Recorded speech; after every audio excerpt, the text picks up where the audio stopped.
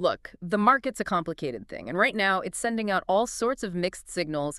You've got those tariffs, which are a definite negative, but then you've got those strong corporate earnings projections, which are a big positive. It's like a tug of war, and we're stuck in the middle. Yeah, exactly, and we're trying to figure out who's going to win. Well, you mentioned earlier that the market often bounces back after a big drop, especially after a few good years like we've had. Does that give us any reason to be optimistic? It definitely does. Remember, the market doesn't just go straight up all the time. It needs to take breaks, even pull back sometimes. Like catching its breath? Yeah, kind of. And those pullbacks can actually be healthy, you know? They prevent things from getting too overheated. So maybe this 3.6% drop isn't the start of something terrible, but just a correction? It could be, yeah. And if it is, then we might see things stabilize pretty soon. Well, that's good news. But even if it is just a correction, that sell-off was pretty intense. What does that tell us about how investors are feeling right now? I think it tells us that there's a lot of fear out there.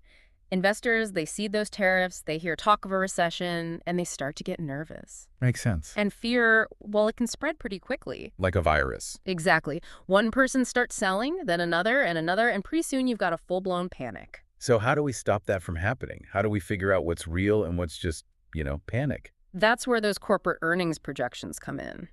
If companies are still making money, if they're still growing, then that's a good sign that the economy is not as bad as some people think. So we need to focus on the good news too, not just the bad. Exactly. It's easy to get caught up in the negative stuff, but there's always a flip side. Okay, so what are some examples of companies that are actually doing well right now, despite all the craziness?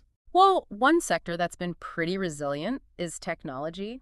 A lot of tech companies are still reporting strong earnings, even with the tariffs and the volatility. They're kind of like immune to it all. Not immune, but definitely adaptable. They're finding ways to work around the challenges, whether it's by diversifying their supply chains or expanding into new markets. So they're not just reacting, they're actually thinking ahead. Right. They're playing the long game, and that's what you want to see in a company. So for our listener who's been following all of this really closely, are there specific companies or sectors they should be paying attention to right now? Anything that might be a hidden gem? Well, I can't give specific investment advice, of course. Of course. But I will say this.